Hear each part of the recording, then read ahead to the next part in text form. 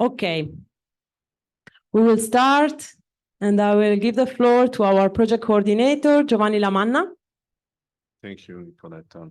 Good morning, and I shift immediately to Dr. Javier Alpagete Lopez from the European Commission, Directorate of Research Innovation and Open Science and Research Infrastructure Unit, who will introduce this important day for OSCARS. Please, Javier, is online, his presentation. Yeah, good morning. Thank you, Giovanni. Thank you for the invitation to participate in this meeting. I hope you can hear me well. Is that the case? Yes? Yes, we confirm. Okay, thank you. Yeah, like I said, thank you for the invitation. I would like to start by congratulating everyone involved in the EVERS and OSCARS projects that are kicking off during these days. Well, congratulations for the very large crowd that is actually attending this meeting. I see there is a lot of, that reflects a lot of interest in these projects. Now, going directly to the topic of the session today, I would like to say just a few words about cascading grants and maybe explain how to see this mechanism unrolling in the context of open science, the European Open Science Cloud, and in particular in the context of the OSCARS project.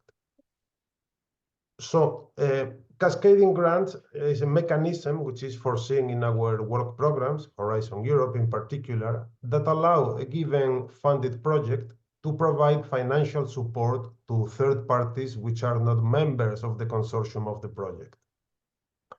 In most cases, as it is going to be the case for OSCARS, this funding to these third parties which are not members of the project is allocated through open calls and a competitive process that the project has the task to set up and manage. But why using them? What is the rationale behind them? Well, first of all, it is a funding mechanism that has the advantage to be more simple and more accessible for potential beneficiaries, thereby making the distributions of EU funds more inclusive and more accessible to a broader community than the one that can actually participate in our calls, in our work program, which admittedly are quite massive in terms of preparation and capacity to compete for them.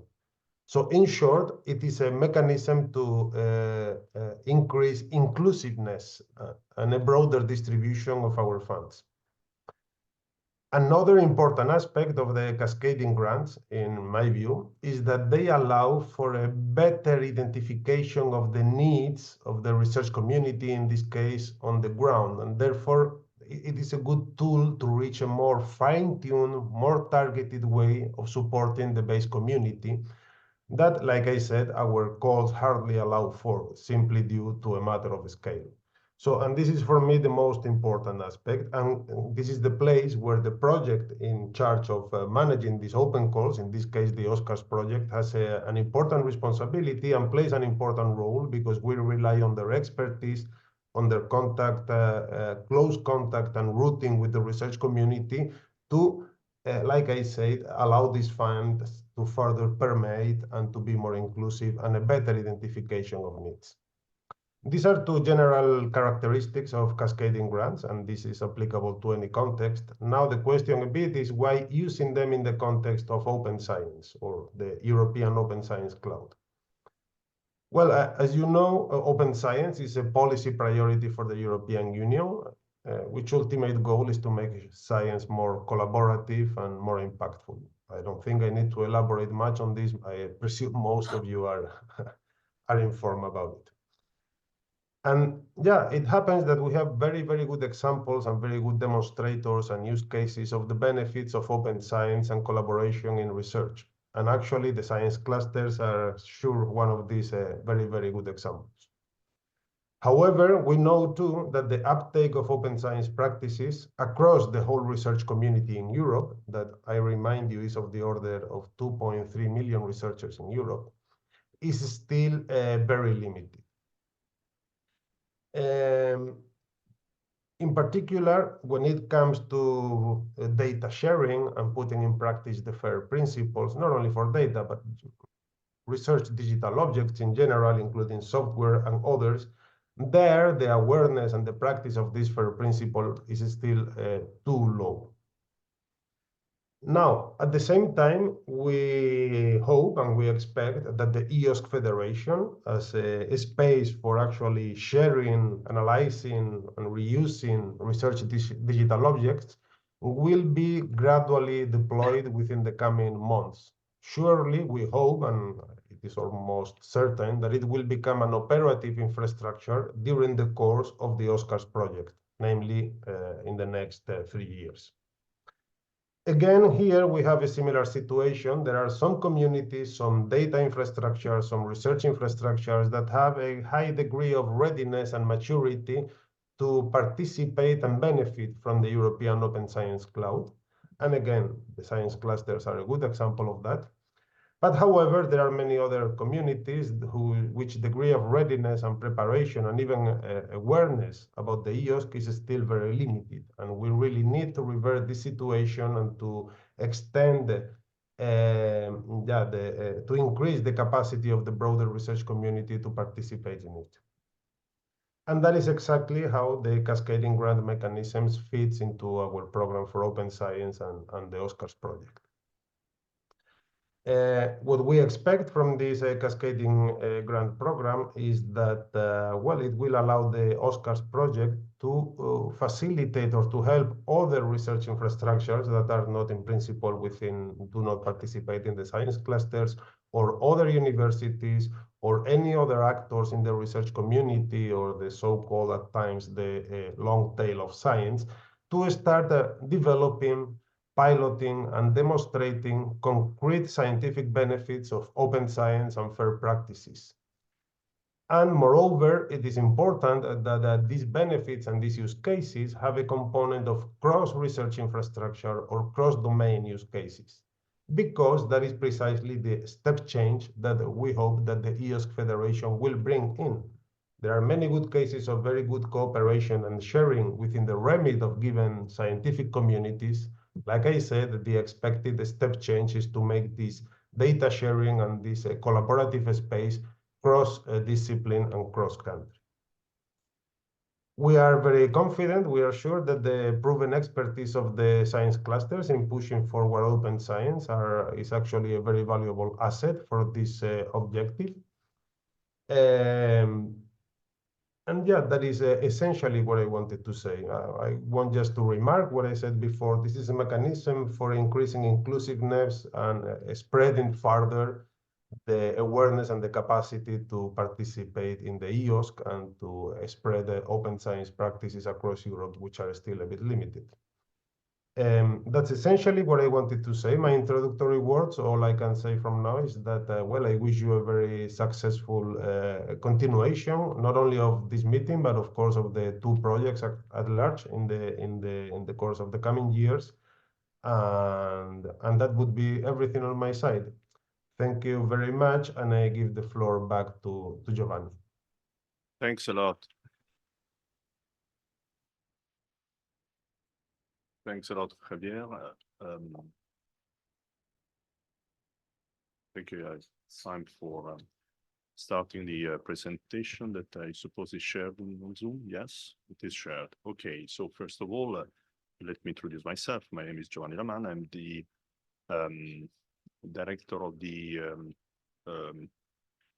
science cluster ESCAPE, that is the international collaboration covering astrophysics, particle nuclear physics. And I have the privilege and the honor of being the coordinator of the Open Science Clusters Action for Research and Society.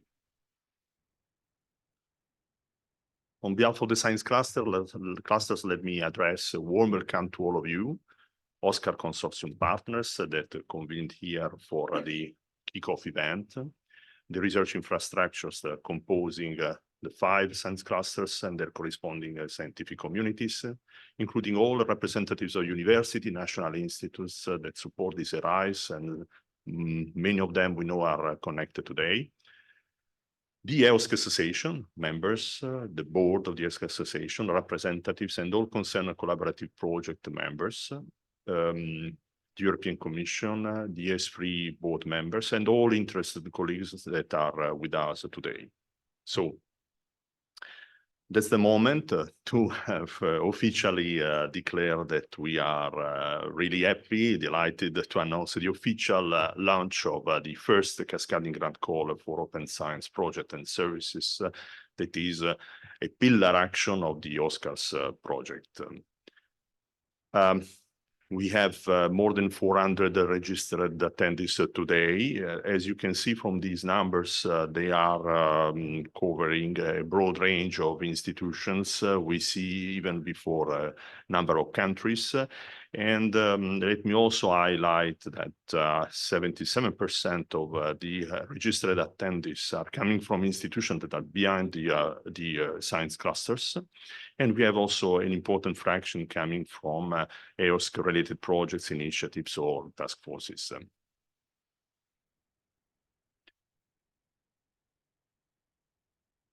The OSCARS project within the Horizon Europe framework is a project that aims at building on his action and outcomes on the science cluster approach and achievements that we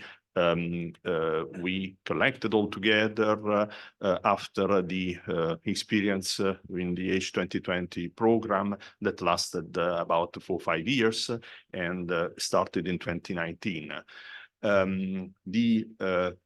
Today, the OSCARS project is the very first project where we'll build a cluster of clusters, where the clusters all together are supporting a shared work program. And we had a number of beneficiaries of the OSCARS action in terms of 2-3 partners per each science cluster, with a global budget of about 25 million euros. And the project started already on the 1st January 2024. OSCARS has to be seen really as a relevant phase of the overall science clusters work plan that is depicted with its own timeline in this figure. As you can see, the different projects from H2020 to Horizon Europe have been building this work program, supporting the science clusters along different objectives that are general objectives concerning the federation of our services, scientific, specific concerning the support of open science project, and then looking forward to put in place the services and the system for entering in the operational phase of the science clusters and the final architecture of EOSC. Therefore, OSCARS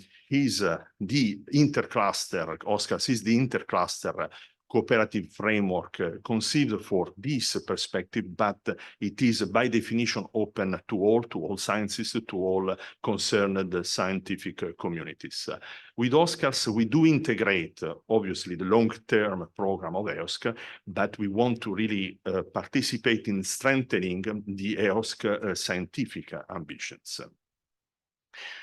Such a cooperation and important synergies among the clusters was aimed always since the beginning to share with the communities a vision about open research, about open science data intensive research, with the with the main goal of raising the productivity of researchers and to lead to new insights and innovation. These visions have been a matter of position statement documents that have been published in 2019, then a new one in 2021. And from this vision concerning the long-term perspective in open research, the cluster started to work together in a new project, which was called EOSC Future, together with the Pan-European infrastructure, already at that time supporting the first concept of test science projects that have then produce the concept of open science project and services to be supported with cascading grant calls. After the end of the H2020 grants, the science cluster moved towards a long-term perspective of structuring their work and provide a more sustainable perspective, and are establishing memorandum of understanding or collaboration agreement. Today, within Horizon Europe and in the EOSC Destination Action, we have two projects, OSCARS and diverse, that are really supporting the main goals or the main activities that are ahead of us to progress along our work program.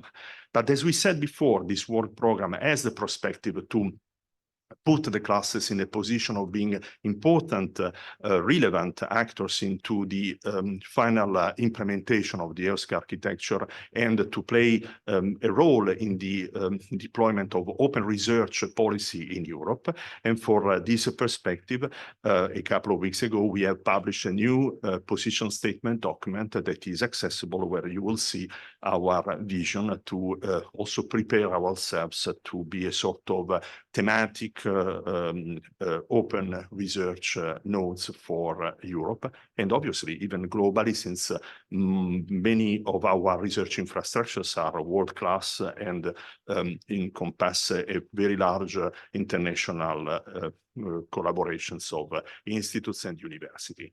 Let's come to the matter of today, the cascading grant calls for open science projects.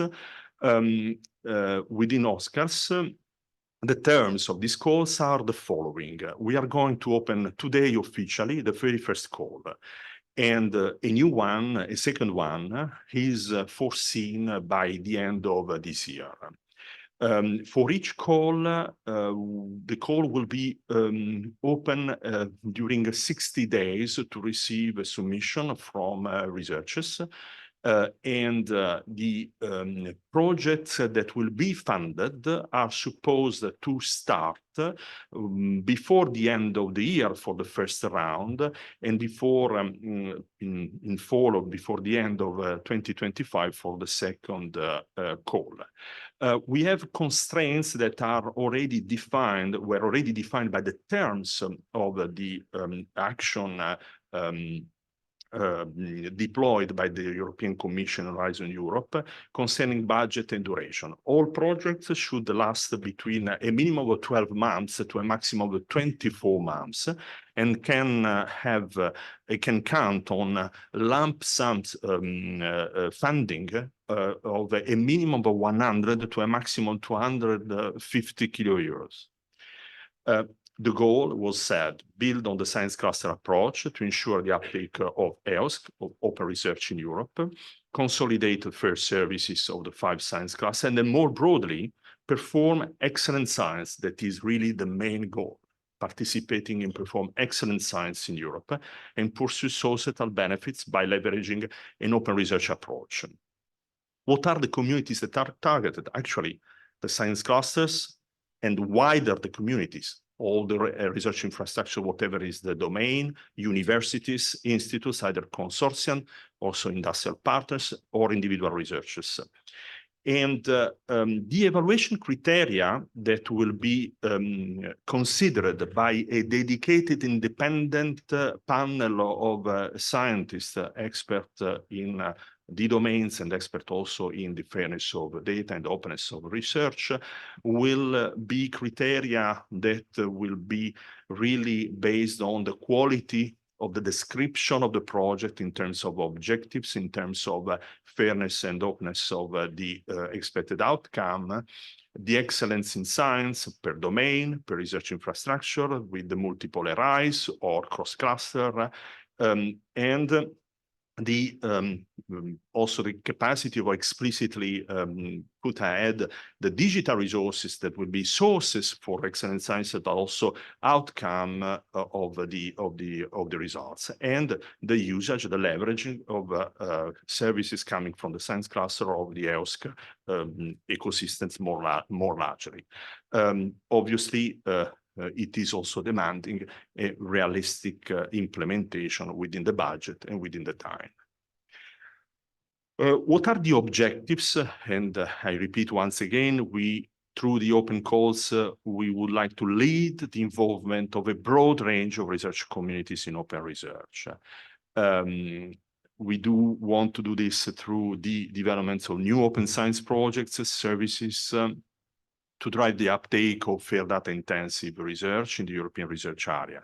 And this will bring us through all these projects to a clear contribution in setting up a data space for science, research and innovation that is going to be integrated into the set of different sector data spaces as they are described in the European Strategy for Data, pursuing the creation of pan-European research enabling value-added services. And we would like also to foster through these open science projects the coordination among the RIs, among the ESFRIs, among the national activities, the scientific community at large, including the long tail of science. And as much as possible, we expect to discover new or put in place new science pathways for in order to foster or even strengthening the interdisciplinarity. The total budget dedicated, as it is highlighted here, is 60 million euros.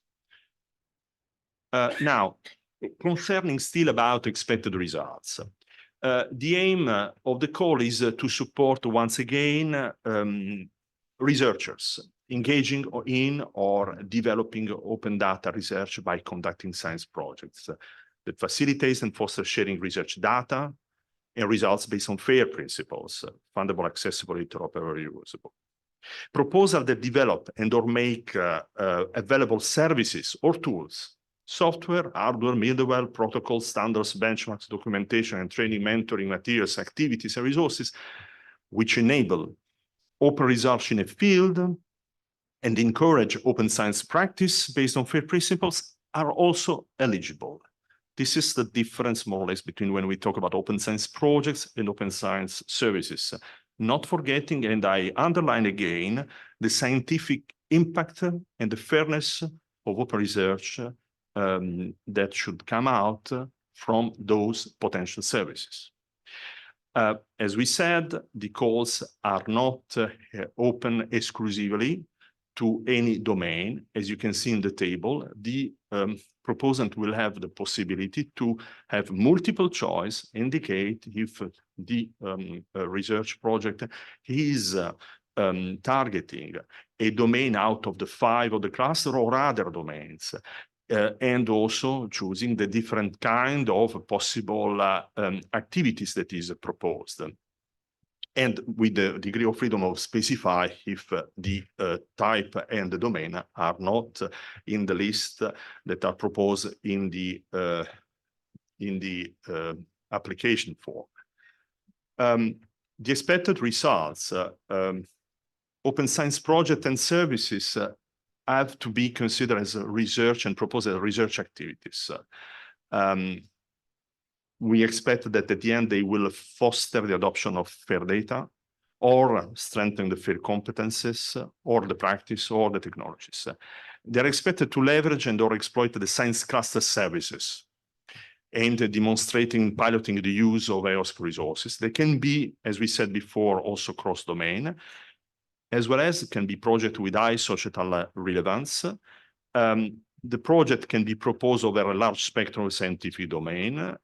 The industrial sectors, as I said, as was said before, can be considered.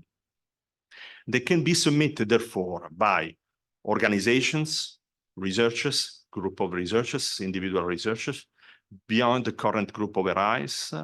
With emerging RIs, we have also the mandate of opening up the framework of the clusters to new emerging RIs that have been entering in the updated roadmap of ESFRI or other pan-European world-class projects. They can involve engagement with academic groups and industry, university association, learned societies, citizen scientists as well, and the long tail of science. The principal investigators of these activities have to commit to the fair management of the achieved scientific results after the end of the project and all associated digital objects. Particular attention will be reserved for the relevant data sets from the research infrastructures, innovative software, services for interoperability and legacy of those data, of these data. Projects must deposit the digital research data generated in the science cluster trusted catalogs or other trusted repositories that will be part of the Federation of EOSC. The project should aim at enhancing the involvement of researchers in open science. That is actually the main mission of the contribution of the science clusters in the EOSC action, generally, globally speaking. I think we are here now. I'm going to pass now the floor to our colleagues that are going to introduce themselves and present a few more slides. So the first person is Friederike Schmidt-Teller. Good morning, everyone. So my name is Friederike Schmidt-Tremmel, and I'm going to work with Giovanni running the whole OSCARS project and the cascading grants calls as well. And I want to say some words very quickly to probably a question everyone has. So who is actually eligible for funding? What are the conditions? So as Javier already said in his introduction, the whole purpose of these cascading grant calls is to be more inclusive than the usual EC calls. And that means that we are not bound by the usual eligibility criteria in Horizon Europe. We could have done that, but it's up to us, and we've left that out. And that means for non-associated countries, international organizations in theory, they can all apply as well. Who is funded obviously then depends on the scientific excellence. The type of the contribution is a lump sum. It's between 100,000 and 250,000 euro. And it needs to be between 12 and 24 months. So we are not accepting proposals for projects shorter than 12 months as well. So that's the minimum. The 24 months is really the maximum. And one simple reason is as well that otherwise we would run out of the lifetime of the OSCARS project in itself. The eligible costs, that's the same as usual in the usual conditions as in EC funding. That means it's personal costs, it's other direct costs. Most of you should know it. I've put a link in the slides as well for you to check. So that's really the conditions coming straight down from the European Commission. Next slide. So what is the proposal structure? What will it look like? It's an online application format. It's a specific grants platform we'll set up for that. It's quite lightweight. It's 10 pages maximum proposal length. And it's all forms to put in, so it shouldn't be too much effort to fill it in. Obviously, it's proposal title, acronym, open science data, fairness challenges. The domain needs to be chosen. Consortium composition, as we said, it can be just a single organization, a single researchers, or a consortium. The duration and financial support needs to be given, a summary, project description, scientific impact, digital resources, and finally, project implementation and final deliverables. What we are asking for is not much of reporting during the project lifetime, but we expect from all the funded projects that we are getting a final project summary in PDF format of a maximum of 5,000 characters. We will have from all the funded projects a presentation at a final event we are going to organize for OSCARS, and a scientific journal or journal type article summarizing the main results. And then we have listed down, but I not necessarily need to read them all out. On the next slide, the evaluation criteria. So we are having the 4 chapters in the application. That's the project description. There are 5 criteria. Are the open science aims and objectives adequately and clearly explained? are the outcomes clearly defined? How you are getting there? Is the contribution or the leverage of the science clusters explained? And is the relevance to S3 or other research infrastructures, both post-scientific projects, adequately addressed? We have the scientific impact, which needs to be properly explained. And then finally, the digital resources and how are you going to implement the project? We have external evaluators, as we already said. They're independent from the consortium, and they will produce the evaluation ranking list, and based on that, the funding decisions will be made. The whole process of the evaluation is supposed to be 60 days as well, so 2 months after the call closes, and then shortly after we will inform about the outcomes. So, and then I'm handing over next to the examples, I think. And the first one up is... Let me just remind that Friederike Schmidt-Tremmel is our project manager of the OSCARS project overall. And now we have, since we were wondering that probably online the colleagues would like to have from us examples of open science projects. And since, as we said, we supported some test science project in the OSCAR Future context, now we pre-selected 4 examples. The very first one is from environmental science. Introduce yourself, please. Thank you. Good morning, everybody. Welcome. My name is Anka Hienola. I'm from Finnish Meteorological Institute, and I used to be the co-coordinator of ENVRI-FAIR, one of the science clusters connecting environmental research infrastructures with the European Open Science Cloud. We chose this project from the OSCAR Future, Climate Neutral and Smart Cities, because this was kind of a cool project.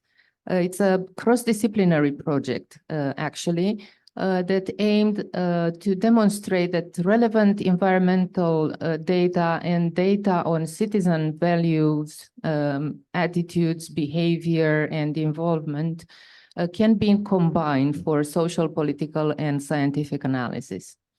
So the partners from the 2 science clusters, namely SHOC, which is the social science and the humanities cluster, and ENVRI-FAIR, the environmental research infrastructure, they put their powers together and created a platform by integrating various data from the 2 fields of science, such as interview data from the European Social Survey, climate data from Copernicus, ERA 5, and air quality data from the European Environmental Agency. There, the main scientific question was, do climate indices affect interview responses? And of course, because we are human beings and we are always affected by external factors, the answer would be yes, but this time the answer is backed by science and data. Because I said climate indices, they use the standardized mean temperature anomaly, heat episode days, extreme precipitation days, storm air quality indices, etc. Some of the big cities were considered, Berlin, Brussels, Budapest, Prague, Stockholm, etc. In this very moment, the data is available for the researchers for analysis on the platform on ESS, and also it is onboarded on European Open Science Cloud as a service. There have been many technical contributions, but I will not go through them right now.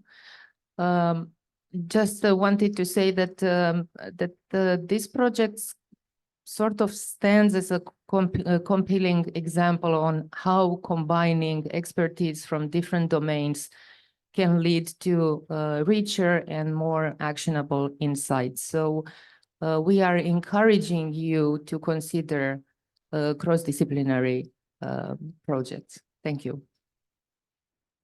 Thank you, Anka.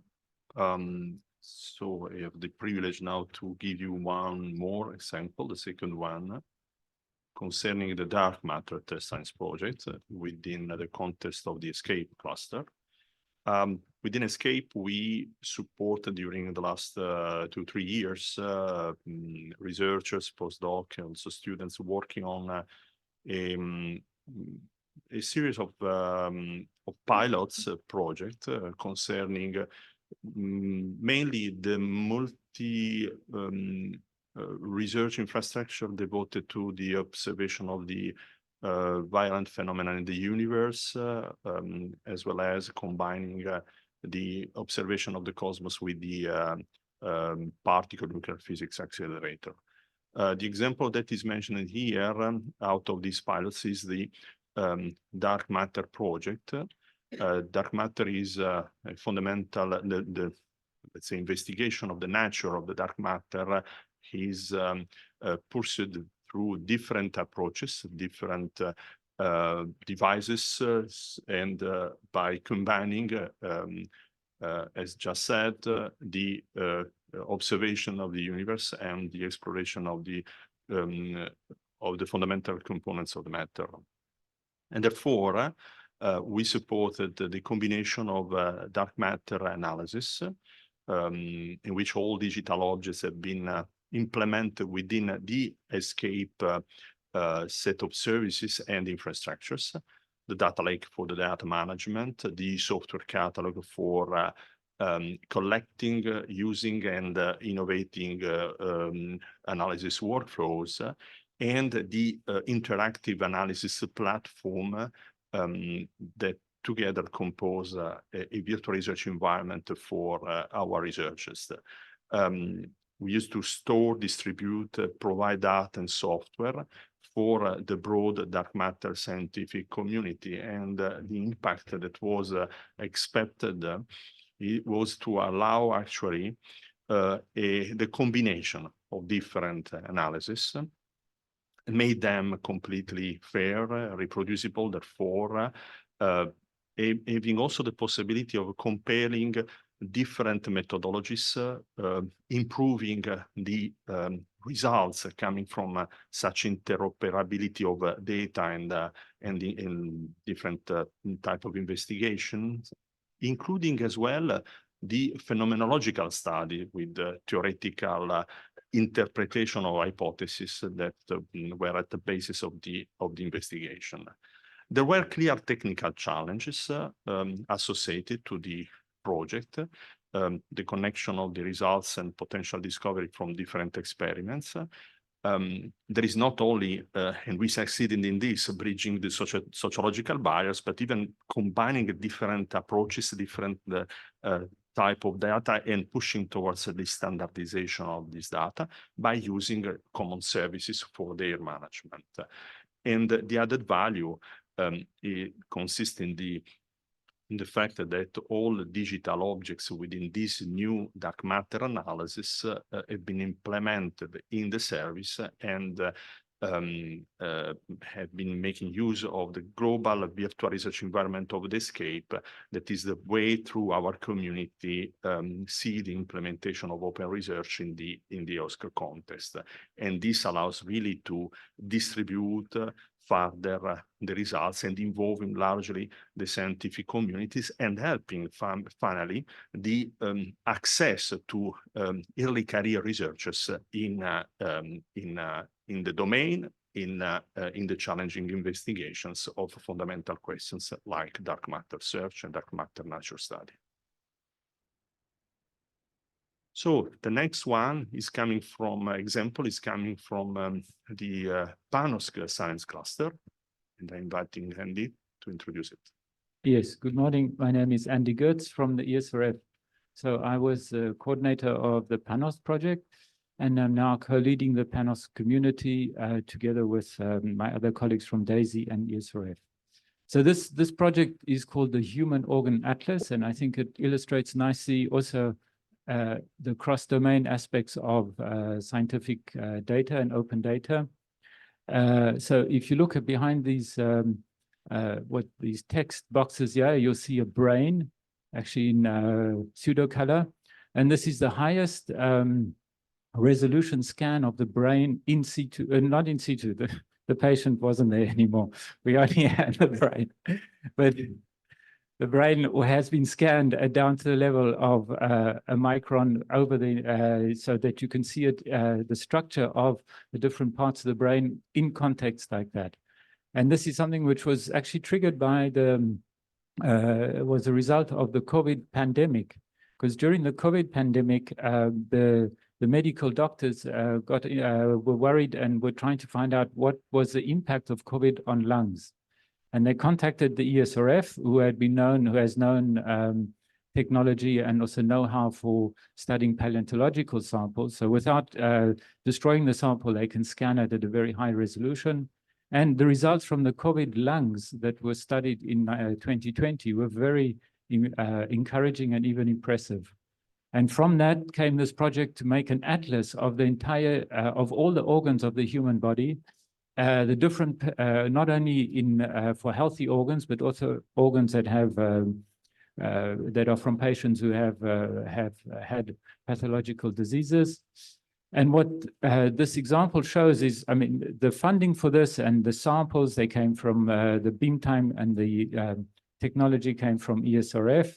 The Chan Zuckerberg Initiative provided funding. The German Registry of COVID-19 Autopsies provided samples. The Royal Academy of Engineering in the UK at the University College of London provided expertise in data reconstruction. The UK Medical Research Council and Wellcome Trust also funded this. So you got together all these scientists, doctors, photon science experts, and the resulting data, they wanted to make that available to everyone. And so what we added in this, and this is an example of where a small amount of help from experts in open data and fair data can have a large impact. So what we added from this was making this data available through the Panos Search API, providing persistent identifiers, archiving the data. Normally this data should be available forever. So this will go beyond our normal 10 years archiving, and making it available to anyone who wants to have this. And so we've had already, of course, there's a large interest from the medical community, but also from private companies who want to use this as training material for young doctors, or are using this for actually creating products out of this. So you can see, I mean, I think this shows you how you have a large, you have very interesting results, but the scientists lack the possibility sometimes of how to make this available to a large community as open data. And this is where I think OSCARS and the expertise in the OSCARS clusters can help. Thank you, Andy. I think we are coming now to the fourth and last example, coming from the Life Science Research Infrastructure Cluster. And I invite our colleague, Jonathan Newbank, that should be online. Yes, I hope you can hear me. Good morning, Jonathan. Good morning. Sorry I can't be with you in person. I am indeed here representing ARENHO. So this is the research infrastructure that has the mission of contributing to pandemic preparedness in Europe. And together with Elixir, the European Bioinformatics Research Infrastructure, and EATRIS, Translational Research Infrastructure, we are the Life Science Cluster participants in OSCARS. And I'd just like to acknowledge and introduce the colleagues from Elixir, Jonathan Tedds, who's part of the panel, Romain David from ARENHO, who I hope will join us for question and answers, and also Gary Saunders from EATRIS. So life sciences covers as a very broad section of different approaches, some of which have had a long tradition of open science, for example, in structural biology. So there's INSTRUCT, the European Structural Biology Research Infrastructure. They've had a tradition that has been the groundwork, for example, allowing AlphaFold, which I'm sure many of you have heard about. This totally revolutionized structure prediction in proteins. Others like EU bioimaging are facing an explosion of data and have had to really adapt their practices to be able to cope with this radical change in data. And the example that I'm giving today is from FAIR phytoliths. So phytoliths are silica structures that are found in plants. And I'm just going to put in the chat for those online a few links for those of you who are not aware about phytoliths. But just very briefly, what was realized within the community of researchers studying phytoliths is that there were severe deficiencies in data sharing, and specifically in fair data sharing. And so they instituted this project, which was basically to try and inform the community, put in good practices, and increase the accessibility, the interoperability, the reusability of these phytolith resources. And you can find details of this project on the website, but I think it's a very good example of how a community recognized a need for increased data sharing and used the support that was coming from EOSC Life in order to put that into practice. And I'll finish there. Thank you, Jonathan.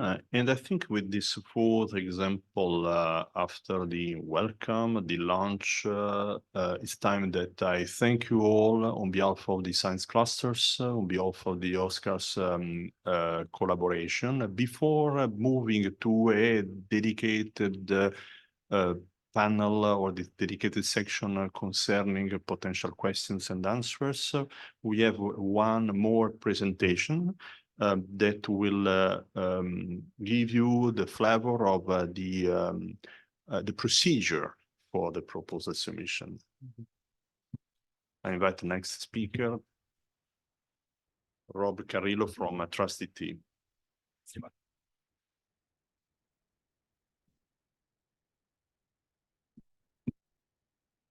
Okay, good morning, everyone, and also good afternoon or good evening to those who are connecting to us from far away.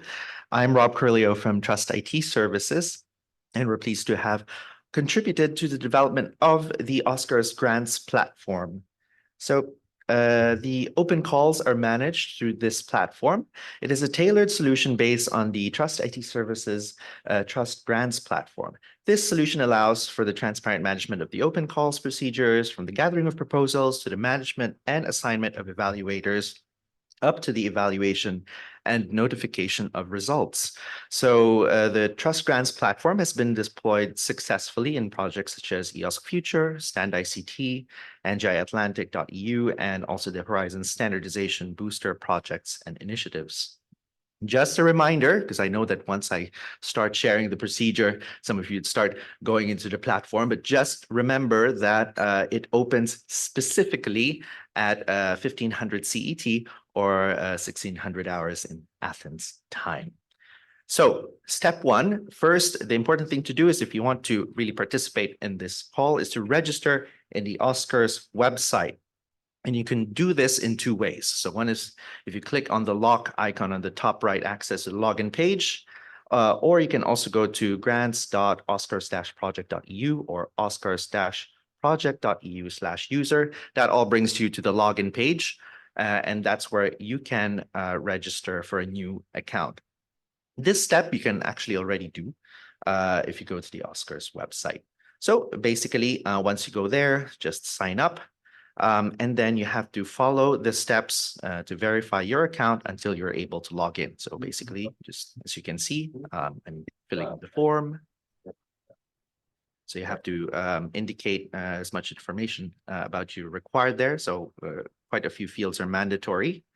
So you'll create a new account, and then you'll receive a welcome message in your email, as you can see. You click the link, or you can copy the link to your browser. Yeah, that's a really good idea. And And from there, you can now log in. So once you log in, basically now you can access the grants platform. So as you can see, registering and following the steps is necessary. So from there, you should now see the dashboard icon once you're logged in. And this tells you that you have successfully followed the process. Once that's done, you can see now the OSCARS platform. The next step is to fill the form. So now that you have access to the platform, you can apply. The first section is the domain. Note that in specifying your domains or your challenges, you can select multiple options. So just do remember that, as you can see. We're also asking for a policy aspect question, but of course, if there's really nothing that you can write there, then it's fine, just write none. And then you can go next to the consortium section. So from here, I fill in first the coordinator information, very important for the application process. And from this same section, you can also indicate a specific contact person if it's not the same. And then here you also add the partners. So you can add as much partners as you require. And then after that, you can go to the financial support section, the third section. So here you start with the start date.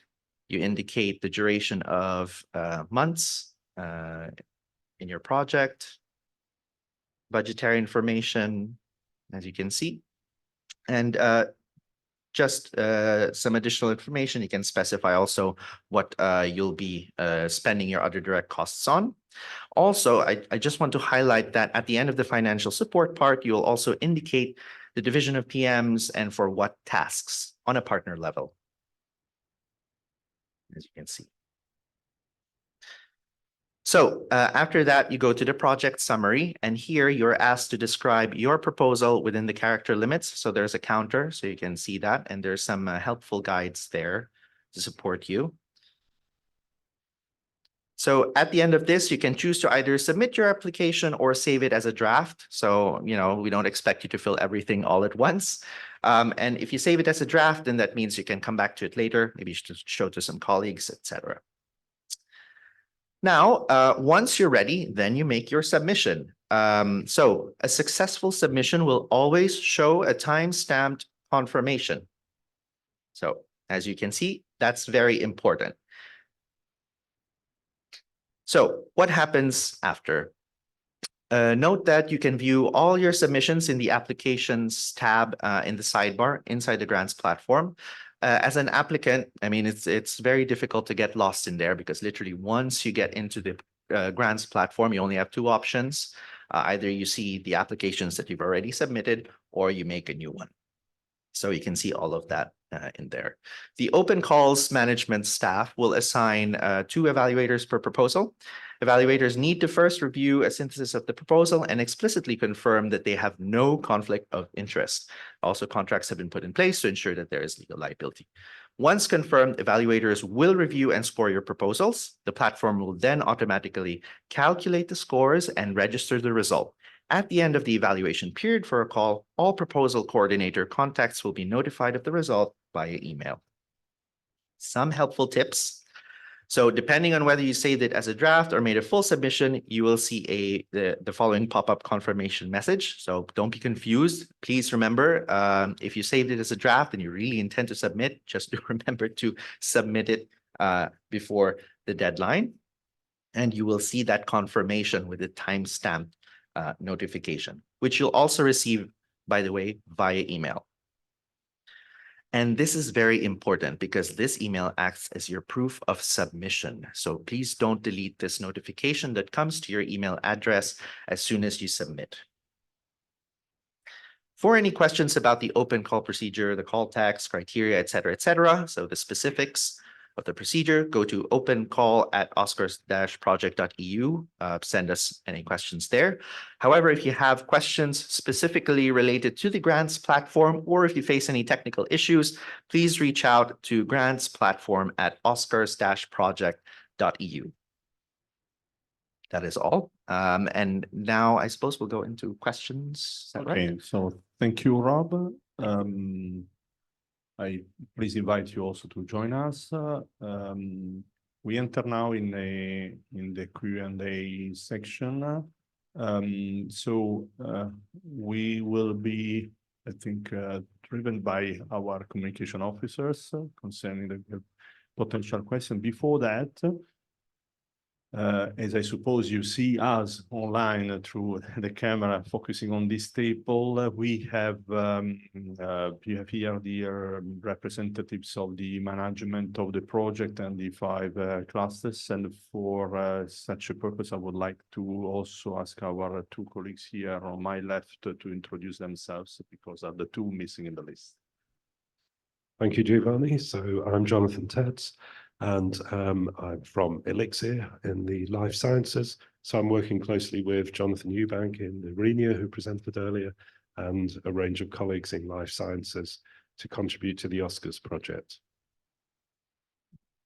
Good morning, everybody. I'm Sally Chambers from DARIA, the Digital Research Infrastructure for the Arts and Humanities, which is one of the SHOC clusters that Anka presented as the collaborative project together with the environmental sciences. Thanks. So it's up to our communication officers, Rob.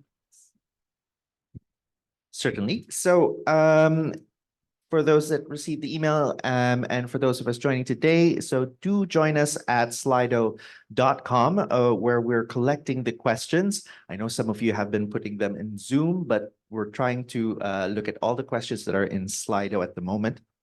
So please join us at slido.com and put in hashtag OSCARS Public Day. So I see questions are coming up already, and you remember that you can upvote or downvote questions there, and we will pick the ones that are the most upvoted. So please interact there as well. So shall we start with the first question then? Okay, so we have a question from Pauline who asks, evaluation criteria 4 to 5 for proposals, leverage of science clusters results and alignment with S3 will be obscure for scientists that are not already part of the club or have not been involved in science clusters. How to tackle that?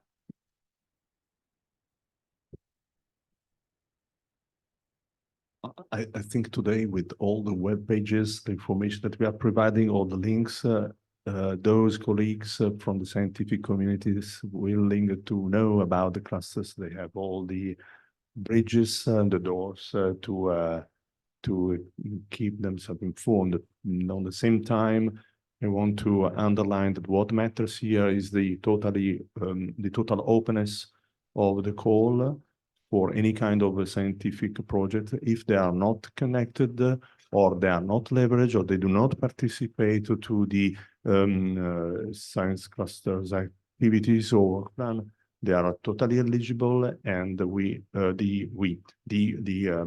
independent scientific evaluation panel will evaluate the the criteria that we listed in the presentation.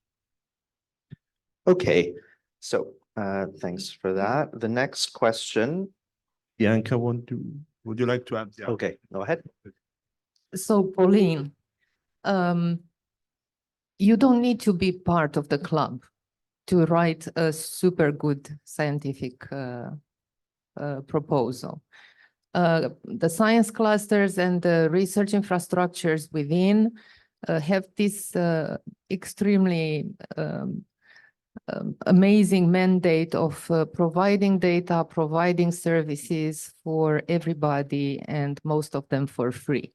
So take advantage of whatever it is on the market. You will be provided with all kind of links, and you will just be able to write a great proposal. Okay. Might I just make a comment on following Pauline's message? In the chat, we've had a question, what does RI stand for? Is it Research Institute? So I think there does need to be a recognition that within the community we're trying to reach, there is in fact a big knowledge gap. And perhaps on the OSCARS page, we could add some extra links, the ones that Giovanni is talking about, just to give some background, so it really is an open call. Okay, you are totally right in the sense that sometimes the question is really genuine because people are not aware of what S3 is and what RI is in our grocery. So RI in our grocery is the same value as the R and I in S3 as research infrastructures that at the first level, any kind of a collaborative infrastructure that had been built by institutes, university consortia from the European Union member states, and these RI, depending on the domain, can be from a large analytical infrastructure like neutron sources or accelerators, particle accelerators or telescope to an ERIC, a consortium by delivering environmental science data and services for performing research in a field. One thing that is going to be proposed to successful candidates is a mentoring. So there will be also opportunity to get help during the execution of your project from the clusters. Yeah. Maybe I use the comment from Andy to add something that was already shared during the kickoff yesterday. When we do committing mentoring, is because something that we did not emphasize in the presentation is because OSCARS has also another activity with limited resources that is run by the beneficiaries, consisting in consolidating the work of the classes, therefore progressing in the deployment of services and open science environments that will be used, as Andy said, for mentoring. By the way, we should also clarify that we are here as a scientific communities. We are not supposed to be funding agencies or infrastructures providing support of a help desk. We are going to support science and open science, and potentially, in case needed, as ambassadors, put in place bridges between the PIs and the pan-European infrastructure, the EOSC characters, the EOSC services, and so on and so forth. Okay, so we have a lot of interest in this next question, but Ree Larson asked it first. Do all proposals need endorsement letters? So we do reply to the question exactly saying, no, all proposals do not need endorsement letters. However, we have, and Rob, please confirm this, in the platform, the possibility to link and to upload some endorsement letter in case there is a clear statement from a large consortium, and although there is one single PI, this kind of letters, more than letters, are endorsement document that provide further help to the reviewers to understanding how these projects are put in a global context of a scientific domain or in interplay between domains. Certainly. So in the form, in the grants platform, you'll find that in the last section, project summary, if I remember correctly, there is a drop area where you can put in files, indeed, as Giovanni mentioned. So. Okay, so the next question of interest is, does the lump sum include overheads? Yes, the lump sum includes the overhead. So the 100,000 to 250,000 K, that is really the money you are getting. There's nothing coming on top. So you need to, when you are putting your budget together, include that if you want to, but that's what we are giving. Okay, thank you.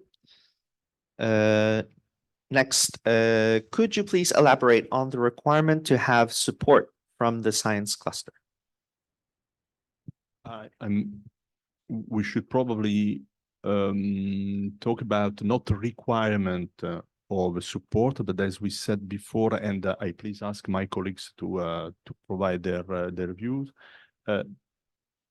I would say something that is more transversal, that I suppose it is, I expect that is applicable to all domains, since we do deploy what we mentioned before, a sort of a virtual environment for conducting research. This environment is a sort of potential hosting of a science project, of a workflow, then depending on the domain and depending on the goals and the activities that are proposed, can be more or less 100% or even a small fraction integrated in this environment. Then we should enter more in details to see domain by domain. I don't know if you want to add something on this, because there are other... Yeah, just to add that I think if you're a researcher based in a particular domain area, have a look at the OSCARS website, try and see which of the clusters is aligned with that domain work. There may be more than one. Reach out using the contacts in OSCARS, and we can then potentially link you to the kind of resources that are developed that you may not be aware of, but which are maybe, have been developed partly in an EOSC context. And that will obviously help your proposal, that you can align the kind of work you want to do with services out there. Some of them you'll know, some you may want to develop, but there may be others that are relevant and can help you build stronger partnership and proposal. Thanks. Yes, I think this is really important. So many of the science clusters have catalogs. So in the social sciences and humanities, we've got something called the SSH Open Marketplace. And if you go there, you can see all the services and data sets that are already on offer. So you can reuse some of those in your proposals. Or if you think there's something missing, then this is where you can propose potential new services or data sets, I would say. Okay. Right. So next question we have from Patricia Martinez, who asks, is there a maximum of consortium members? Is it possible to include a consortium with members of only one EU country? Yes, you can. It doesn't need to have an EU country at all, in fact. And no, we haven't set a maximum of consortium members, but I think the available budget is kind of setting a limit, because at one point you're ending up with very small money for all the different consortium partners.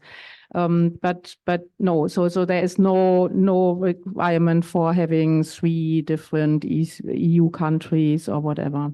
So it can be just one organization outside of the EU as well. Before we had the presentation of the platform, and in the presentation, we have shared dynamically that there is a form for the PI or the coordinators, then the co-PIs, the other coordinator, other institute, because the proposal can come from a group. But to underline once again what Frederica just said, is not that you multiply the maximum envelope of 250 by the number of co-PIs. This is a project with the maximum budget, maximum duration, with one PI and a series potential of co-PIs. Then everything was said. Next one now. Right. Next, we have the question, could you please clarify the eligibility of institutions from non-EU countries and associated countries to Horizon Europe, or such as Switzerland, for example? Yeah, as we said before, so there is no eligibility criteria similar to Horizon Europe, which means it doesn't matter if you're an associated country or not. So UK and Switzerland are eligible. Thanks. Before we go to the next question, I just want to remind our remote audiences to please join us in Slido and put your questions there, because we're selecting them based on the number of upvotes. Right. So next question we have from Stephen. Is submission a once only thing, or are resubmissions or updates of proposals possible up to the deadline? Okay. Yeah. So this is specific from Stephen Sargent. Let me say that we have to stay in the terms and respecting the deadlines. After the 60 days of the opening, then the submission will not be possible. But of course, if the resubmission is conceived as the possibility to resubmit to the second call, of course, there are no limits. Then, as Rob has shown before, you can save your draft and the very last moment make the submission if in these 60 days you want to update concerning the window of observation time that is allocated finally by an observatory, by a telescope to the PI. Yeah. And that's it, I think. Yeah. Okay.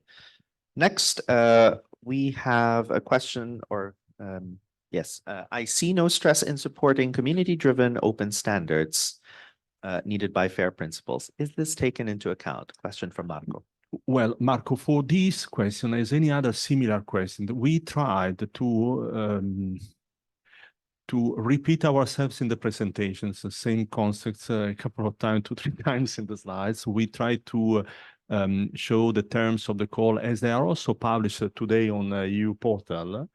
At the end, we cannot have an exhaustive list. So it's up to the project. So supporting community-driven open standards, yes, of course, can be considered.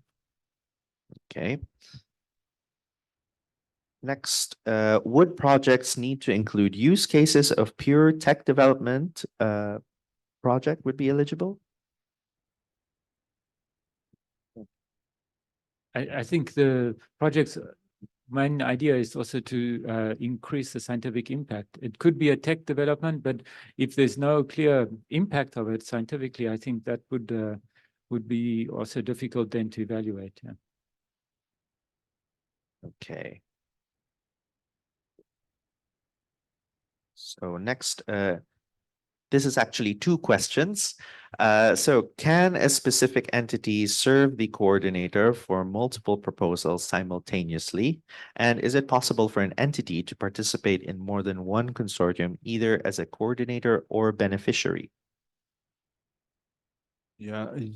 Okay, so first of all, I ask also my colleagues to intervene on the very first question, just to understand. And the second is, I think, more straightforward. But the first is, can a specific entity serve as the coordinator for multiple proposals simultaneously? If you want to have a budget plan of a couple of millions submitting 8 projects, no, this is not possible. So it's one project, is 100 to 250,000 euros. And I don't think it will be okay. We'll leave to the reviewers to evaluate if there are chained proposals. But please concentrate on the fact that we have to support a broader range of community and sciences. For the second, or someone else. Yeah, as far as I understand, so it means if you are already asked by one consortium to be partner and by another one as well, I think in theory that might be possible. But yeah, I think it depends on the quality of the proposals in the end. Let's try to make some examples. 2 examples that I have in mind. One is that you can have large multidisciplinary institutes. To be self-referenced, the CNRS in France, I can have scientists from CNRS, whatever is the discipline. We do not discriminate at all if we have a series coming from or proposal coming from a CNRS, or the opposite case where I'm a researcher and I'm a PI of a proposal, and then at the same time I'm a co-PI of another proposal. There is not interdiction for that. I don't see colleagues, and you have another idea. No, I agree. I think see, just there's maybe a subtle question. When entity means a facility or a national institute, that's something which, of course, there will be multiple proposals. But if entity means a person, in the case of a PI, if one PI has 10 proposals, there's nothing preventing it, but it'll be difficult for one person to manage so many proposals. So in this case, let's match this question from Alicia from the question from Paulina, I suppose, about what arises that the research infrastructure that is the SRF or the CERN accelerator are producers of data. So if there is a PI proposing a science project by using data that are generated by this facility, and another proposal is doing another scientific project using data coming from these same facilities, everything is possible because those areas are considered as a generator of producers of scientific data, then the scientific communities will exploit, will use for scientific analysis. Okay. Thanks for that. So I just remind our participants that, have a look every now and again because some new questions are coming in and some of them could be interesting. So do upvote them if you feel like you'd like to ask that question as well. So now our next question from Nick, could you confirm that funding does not have to be proportional to the duration? For example, is it possible to propose a 12-month project with the maximum budget? Yes, sure, that's possible. So that's not linked directly. So whatever the time is you think you need for your project and the budget, that's absolutely fine. Okay, next from Andrea, is there a limit of minimum FTE for one person? Okay, so I would say if it's really one person, you can't do more than having one FTE because otherwise you need two persons in the project. So I'm not quite sure, but what it's meant. But if it's about person months or if there's a restriction on the number of person months, no, there isn't. It's just the budget. It's the cost. I have a feeling, thanks, Friederike, that the questioner is asking how is there a lower limit? Can you have lots of people with a very small amount of funding? Is there a limit on that? Okay, yeah. So in that sense, no, it's really up to what the project needs. If you need a lot of different knowledge, expertise, different people coming in, contributing small amounts, that's fine. It really depends on the project. I also detect another angle to this is how is how the cost of person months validated, because this could also be interpreted as saying, can one person ask for one FTE and 250,000? This is probably, but I think probably you have to justify the PM cost then. Andy, and I invite the colleagues to revisit the slides that I hope they will be uploaded in Endico, because we try to provide two information. One is concerning the aims and the constraints. The constraints are really small, duration and funding, and the evaluation criteria. So we are talking about a very short proposal of 10 pages.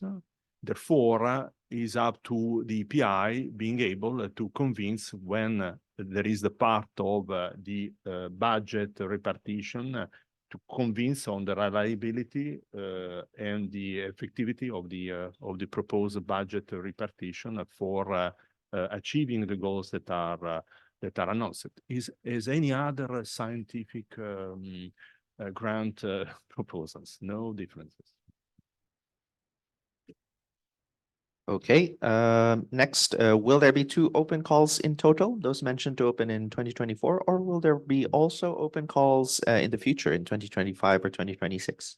No, so there are simply 2 open calls this year. As I said before, that the simple reason is OSCARS is a project. The project has a lifetime of 4 years. And if we are funding projects with 1 or 2 years lifetime, we are running out of the lifetime of the mother project, so of OSCARS. So that's the reason we are having the calls right in the first year. So to give the funded projects the time they need and come to an end and have results presented before OSCARS ends. Okay, there's a next question. Can you clarify how the evaluation will take place? There are 2 evaluators per proposal, but is there a panel that has an overview of all the proposals? The evaluation will take place according to the rules that are usually applied in European Commission and are coded and agreed upon a contract, the grant agreement, validated by the legal offices of the Coordination Institute of the European Commission. In summary, we are going to have independent reviews by more than one reviewer, and will be notified of the ranking of the project, and according to the ranking and the quality, they will be funded within the envelope, within the budget. Next question from Marie. Who is designated as administering the money? The PI's home institution? Is it distributed among the different partners involved in the project, or an institution that is freely chosen by the partners? So what we are asking for is that there's one organization who is taking the lead in a proposal if there are more consortium members. The contract then with CNRS, so with the coordinator of OSCARS, will be signed by that one organization, and they are responsible to distribute the money inside their consortium. Thanks. Next, we have from Joanne, the example projects were working on verifying data from specific research projects, but are more abstract projects eligible? So she gives an example, producing guidance and training from one project so that others can align. I don't believe we see altogether any abstract character of any kind of project. The openness is there. I believe that we could add the comment that the proposal should link also to the existing context. Therefore, a reviewer will be also an expert and in a position to evaluate if such a training is something that is already tackled or put in place by the EOSC projects and the EOSC Association, if we focus exclusively or precisely on open science. Okay, next we have a question. Is the call open only for research institutions? And I am a UK-based company. Can I still apply? As it was shown by the presentation of the platform, there is the option to indicate the nature of the affiliation of the PI. So this is also possible concerning the country as well. Okay, next question from Andrea. Are the projects fully financed by 100%? And am I right that there is no co-financing by the PI and his or her organization? And it does not matter whether it's a university or a company.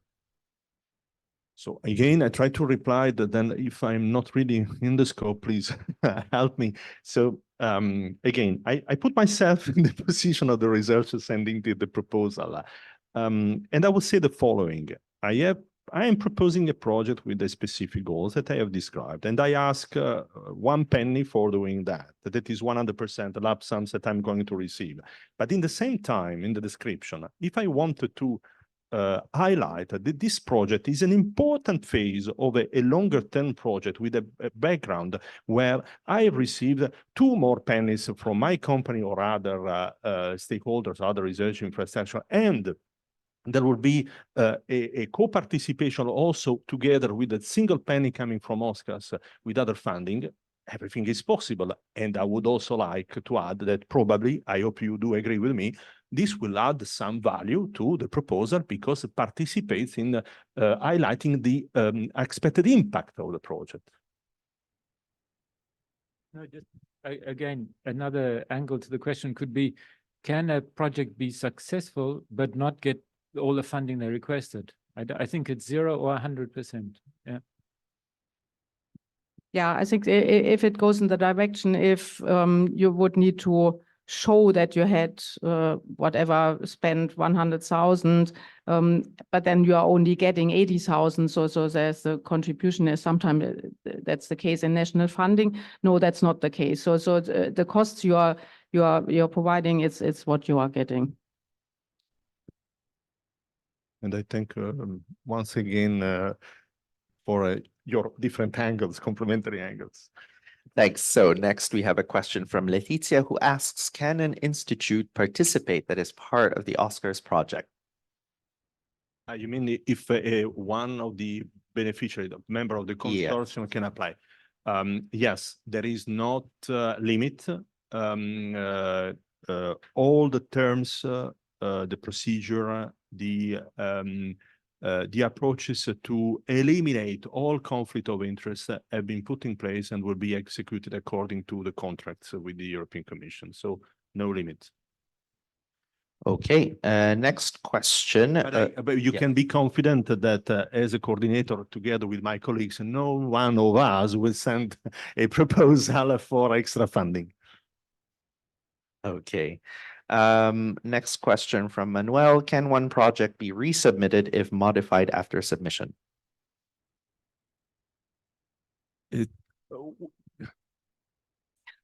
So you say no, that one project can be modified after submission. After you mean if the question is after the closure of the term. No, so the practical question is no, Rob. Yes, but maybe we can, well, it depends, I suppose, if after the call closes. Yeah, this case, no. In this case, no. But before the call closes, I suppose we can ask one of our panelists who is online. Yes. Yeah, good morning. So Emanuele Marzini from Trust IT.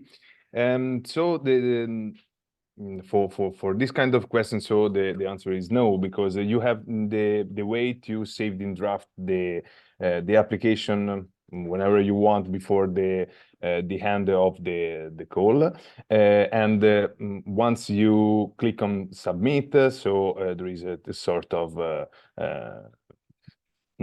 specific moment that you put your submission in done, and that particular timestamp so is used for your application. So it's not possible to modify the application when you finally submit the application. Anyway, so maybe you can start to redact the application and save it in draft, and maybe close to the call hand, so maybe you can add it, modify something that the project is modified. Yeah.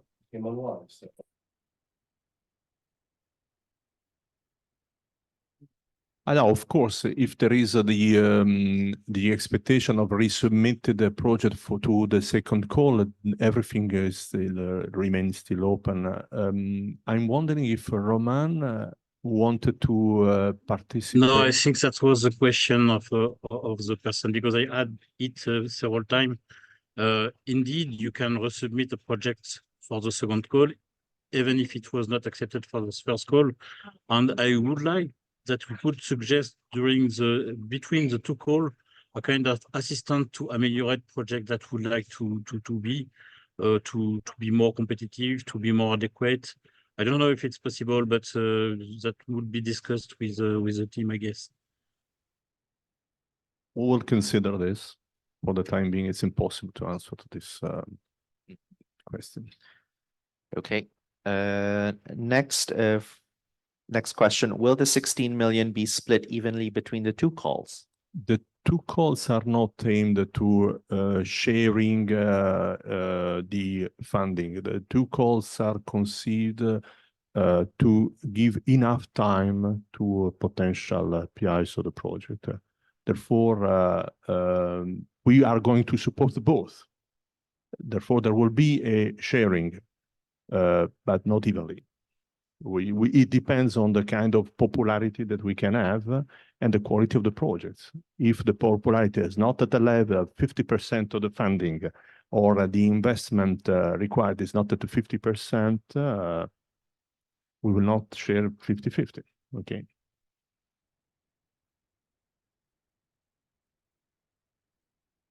We are not going to invest the full amount of the budget with the first call, but we cannot guarantee that with the second call, we have the 50%. I think the message is clear.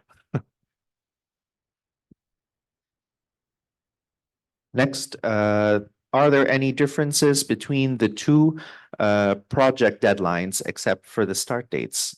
And if you fail during the first call, can you revise and resubmit for the second, which was already answered earlier?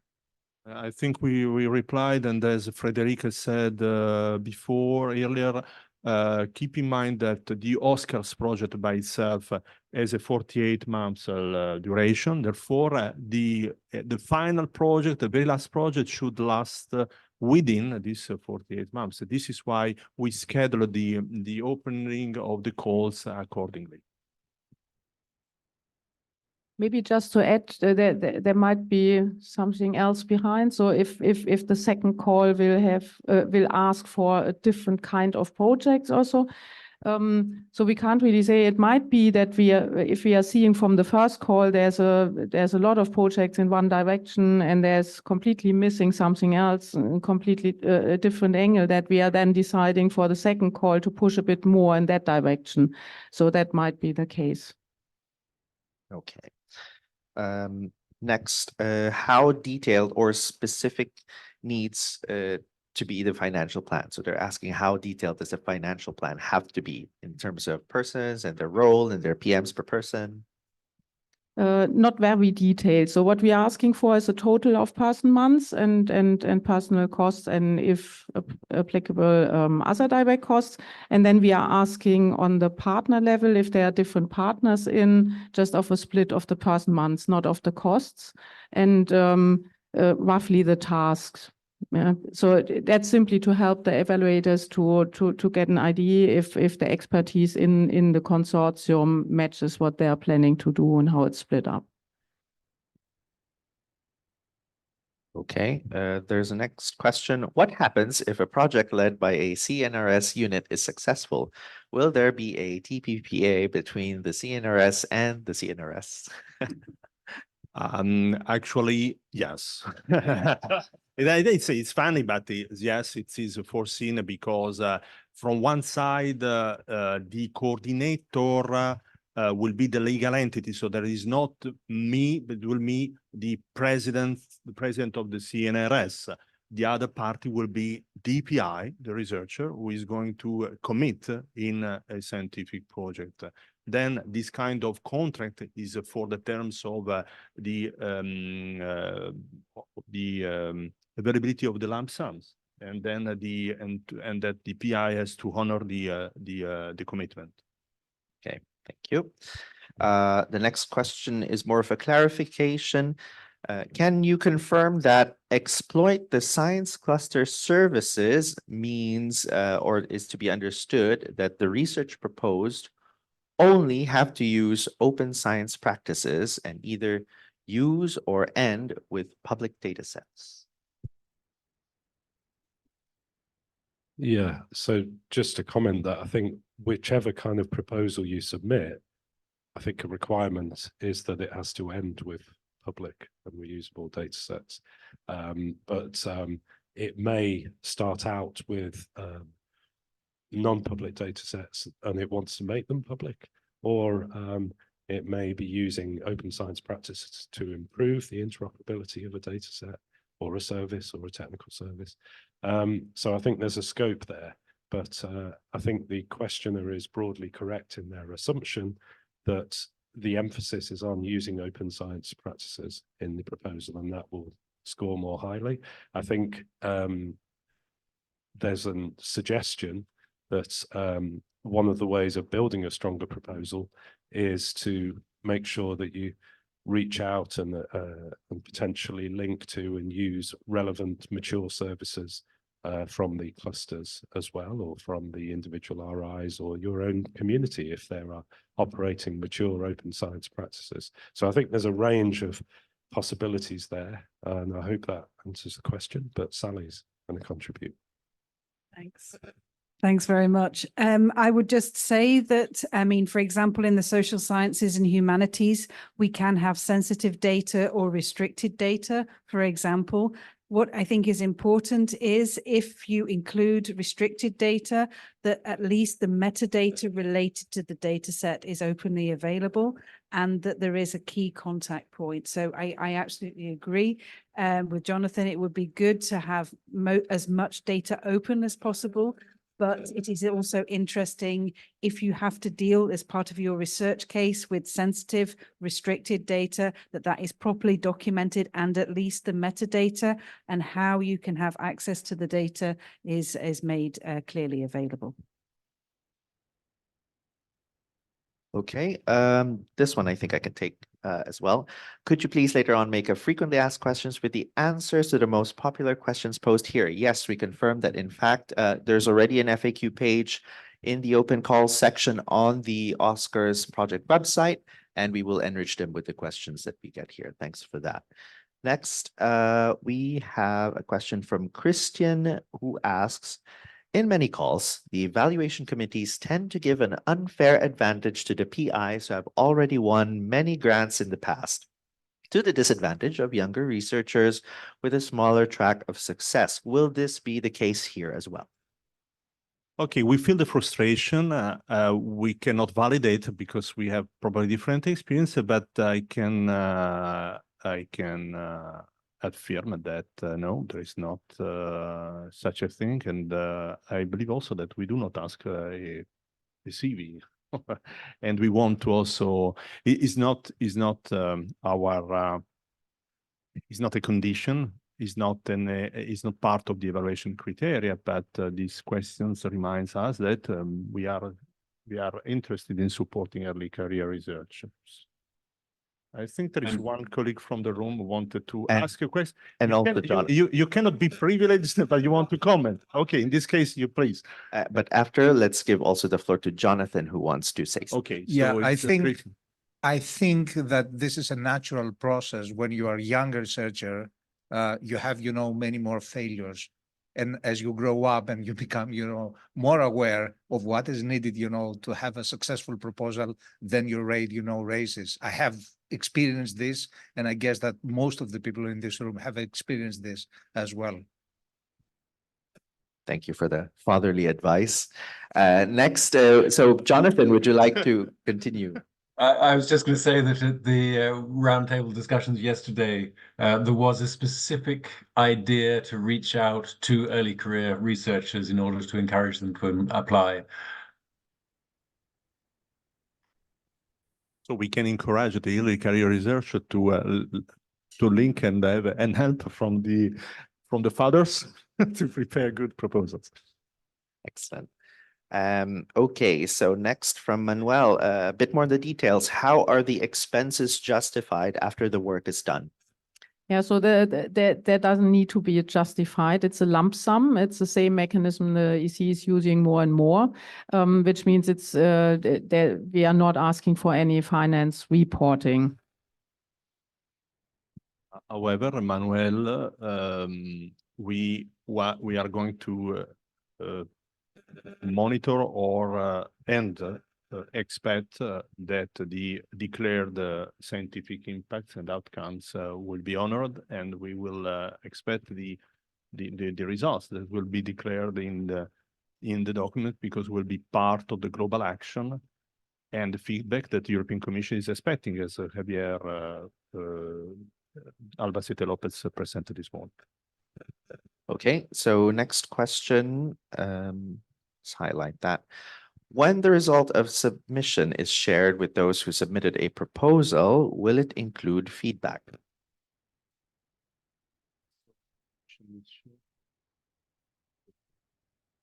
I think yes, it will be. Yeah, it will be. And we commit in publishing the list of projects funded per call.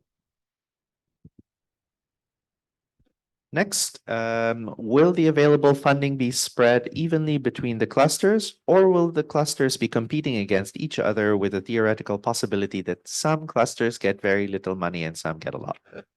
There is no this risk because the mandate that we gave to ourselves is to support all sciences. There is no competition on sciences. This is our duty to encourage and support any kind of domain-based and multi-domain approach.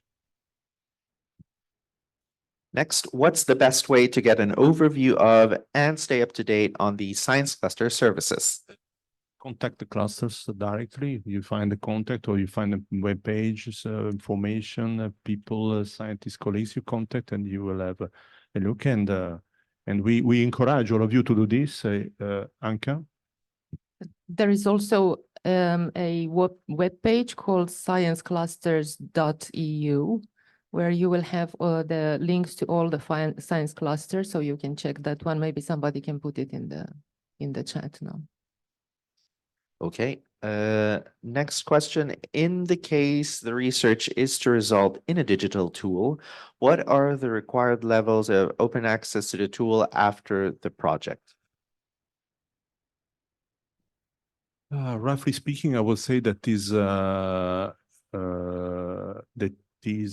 in the catalog of OSCAR services or part of the OSCAR services, because now in this question, so RISE is assuming that such a digital tool at a very high level of maturity that ready to go. Therefore, if it is the case, it will be a pity not to be considered in the OSCAR services, as largely speaking. Do you have another angle, Andy, or no? No, that's. No, I think if it's a tool that ceases to exist after the project, it'll be considered lower impact than a tool that continues. So I think, it'll all be based, the evaluation on how much impact the tool will have in immediate and long-term future. Yes, and just to add to that, I think I would expect that a proposal will be marked more highly if it indicates that it will make use of a registry relevant to a tool in that domain. I'll just give an example. There are various registries which were further developed in the EOS Life cluster. For example, if your proposal happens to be cited mainly in that domain, so it could be a workflow type tool, and there are workflow registries, workflow hub. Bio.tools is a more a sort of thinner registry that's for thousands and thousands of bioinformatics tool. But those are just examples in life sciences. There are many others across the research infrastructures that comprise the science clusters. So for the information, again, I repeat that OSCARS project support also a consolidation activities among the clusters. And within this consolidation program, we have even a dedicated work package that for people organizing transversally and leading. Anka is one of the two leaders, leading the connections with the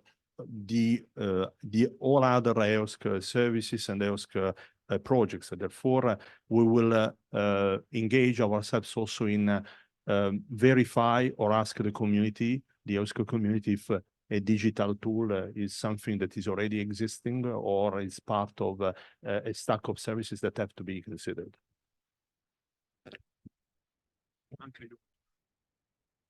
Just wanted to add that if you are creating a tool, I think it would be a very good idea to consider writing few words about the sustainability of the said tool after the project ends, so it will not die within a year or so after the project. Thank you. Just a reminder that we have about only 8 minutes left for the Q&A. I see that we still have 23 questions to go to, so I think we'll really have to prioritize here. Do upvote the questions that you think need to be answered today. Now we'll go to the next top one. Can you provide contact details for each of the science clusters, please? Yes, at the very least, you'll have them on the OSCARS project website, but there's also the science-clusters.eu, and also Nicoletta will, Yeah. yes, it will be shared in the chat. Yeah, and we have already on the call page there is we have created a set of general emails. So that's simply lsri@OSCARS, Envy@OSCARS, Panos@OSCARS. So if you are using these email addresses, if you have specific questions which concern one of the communities for the open call, then we would ask you to write your request straight to these instead of using the open call that's the more general questions. Okay, I think this question has already been covered previously. Yes, applicants do get feedback on their project, and they can resubmit for the next call if you would like. So the next question, can multiple people edit the same proposal, and how will this be handled technically? This is more of a question about the grants platform, so we have Emmanuel again. Yeah, it's not possible. It's not possible because a single proposal has to be submitted by a single profile, single user. So I suggest you revise and to build the proposal offline and to put the right text in the platforms. A representative of the proposal can upload the proposal in the platform. Thank you. Next, can we include in-kind contributions to the projects? And if so, would this help the chances of acceptance? I think we also answered this question. This doesn't mean that you add value to the lump sum that you required by showing that there is a factor of 10 more equivalent that is around. But of course, as we said before, if it is in the context in a project, the maturity of which is visible and the openness of which is what we do expect, yes, it could help. Okay, this one's a bit unclear to me, but I don't know if you can, if you've gotten the gist of it. The project will be reviewed for a blinded reviewers, so I think they're asking if it will be blind. Yeah, and unfortunately, this is something that if you have other corners, I think this is a feature that I think TrustIT will consider in the future, but for the time being, there is not this feature because it is based on an electronic format that. Yes, I think the question, and there was one also lower down by from ISO, I forgot your first name, Romeo, I think. But will the reviewers have not know who the persons are who are the PIs, and so will it be anonymized for the reviewers? Maybe someone from the no, it will not be the case. And again, once again, the rules that we are going to follow are the classical rules that are applied in the European Union by the European Commission. We are not inventing any other different rule. And also in terms of open science practices, we're looking at things called open peer review, where people are rewarded for reviews they do, but also that it encourages open and transparent dialogue as well. So I would say that's part of open science practices. Okay. Next question. So the observation that we've said it implicitly several times, but just for clarity, can we confirm that a project has to have a data set at the end of it? So it must have a use case. At the end of the project, what we do expect, as we said, and as Jonathan was emphasizing before, is the openness on the fairness of the final products and the outcome. Is the final product a software, a workflow, a digital object, a set of data, a scientific results that is a publication plus all the digital objects and the workflows to reproduce the results? Yeah, this is what matters, is the fairness and openness of the final results. The only thing I would add to that is just to say the sort of final part of the question, so it must have a use case. I think we've said that scientific impact is part of the evaluation. So yes, it can't be a tool for its own sake. I think you need to demonstrate that it will have value for the scientific community or research community. So a question from Emilio. If a proposal is about a new service or database for a specific RI, is a mechanism planned to facilitate contacts between the RI and the proposer? I'm expecting that these contacts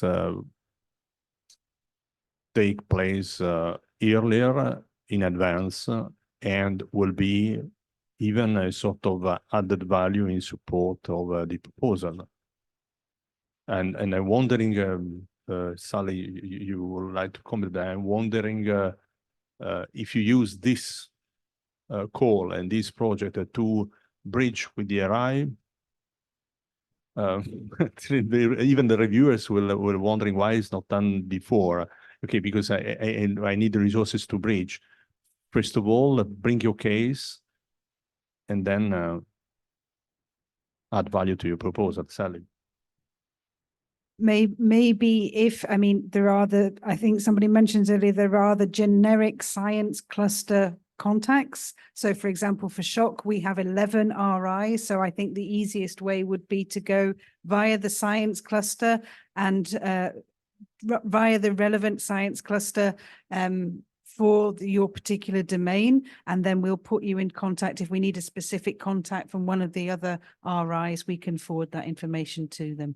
And by the way, this helps us also to mention that the inter-RI work within a cluster and the inter-clusters work within OSCARS is also a way to find approaches for the sustainability of the RIs, for the economy of scale. Therefore, if the service is proposed for the benefit of an RI or further RIs, enters clearly in this approach and must be really considered in advance in connecting with the RIs.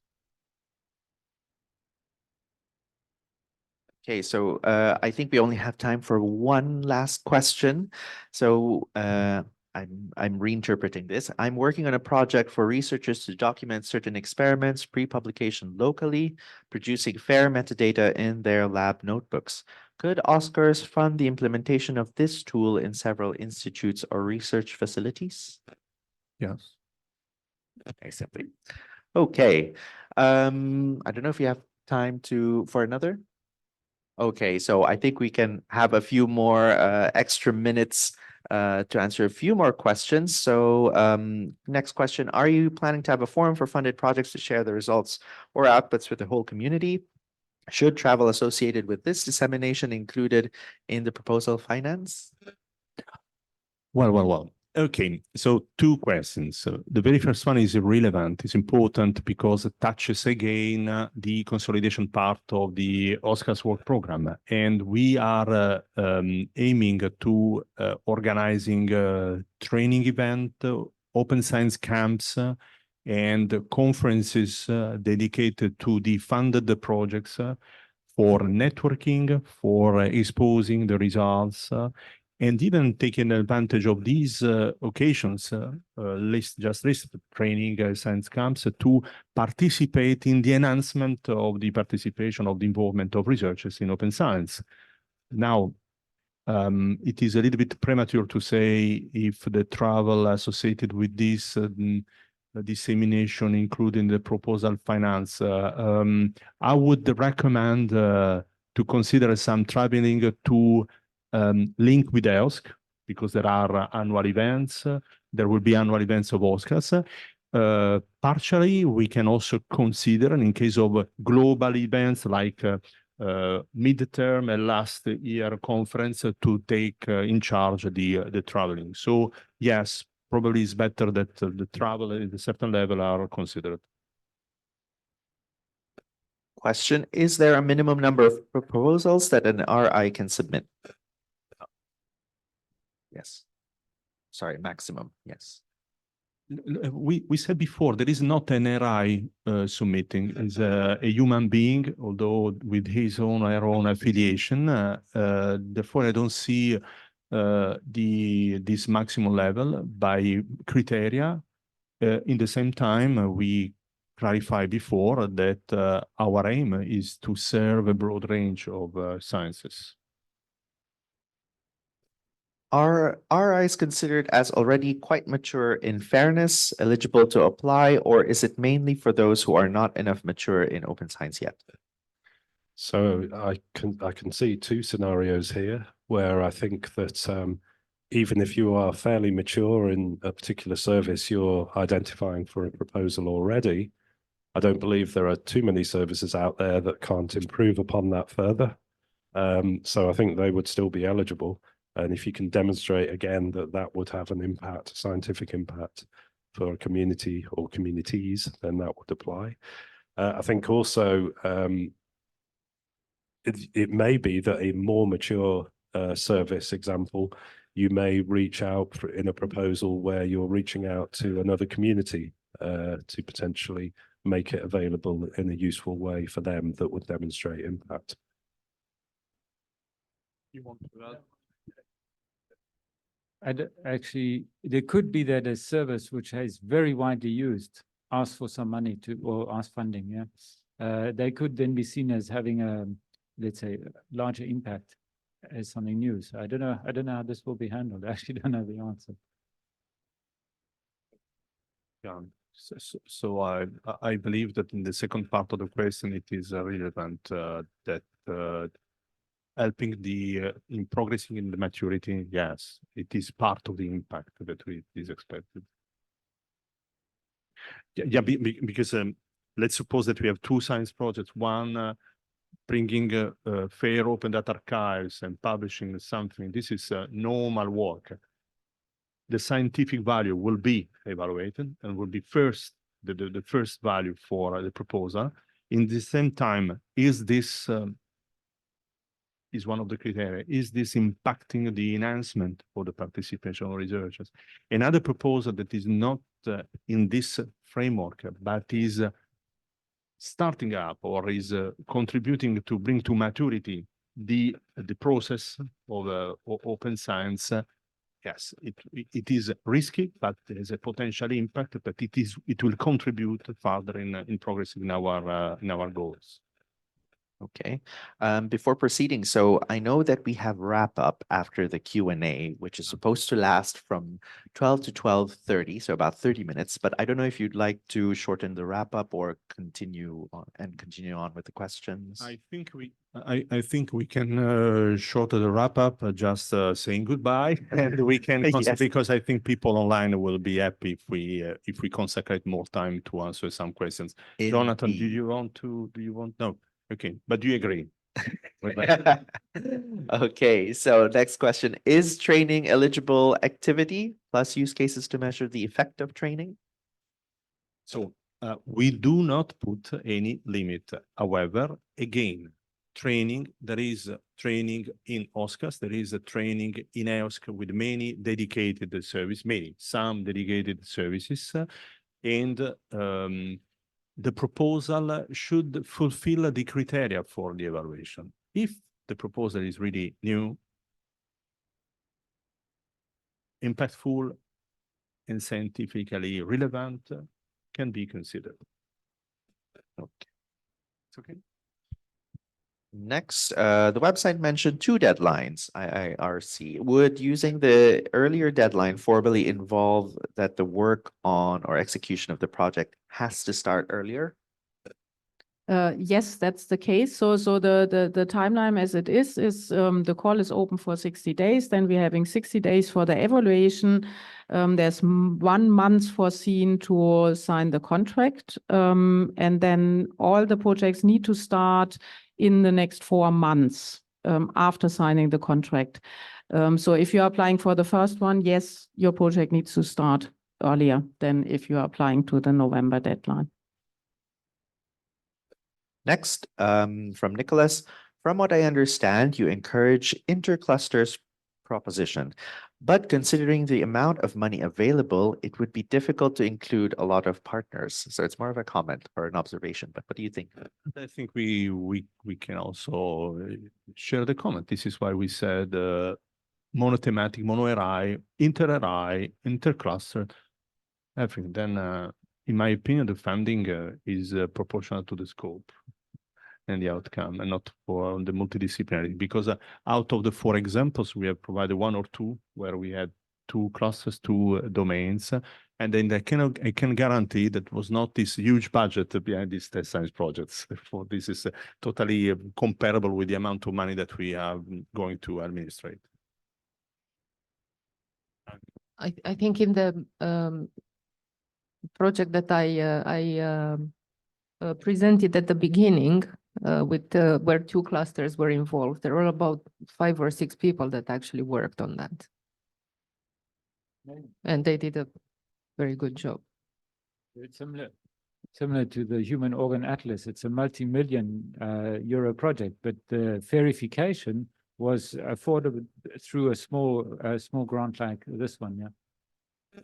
Okay. Next question. Please, can you explain if the 2 calls will be 2-stage, March 15, November, or if it will be 2 separate calls? 2 separate calls. Thanks. Next, from Stephen, regarding Manuel's question, if you have submitted a proposal for call 1 and the deadline has not passed, can you withdraw it, update the proposal, then resubmit it still for call 1? This is just an imaginary situation, and all before the call 1 deadline. So it's more of a, well, from a procedural standpoint, is there anything limiting that? No, it's just a question of the portal. If Yes. you allow to So withdraw. Yes, so if it's just the portal, then we can confirm that we can implement that. So the answer is yes. Yes. Okay, so next we have so if there will be many excellent proposals, more than the available funds could support, what would be the solution to the selection process? If there would be many excellent proposals, what would be the solution to be selection process? More funding. There's I know. You want to have this more funding.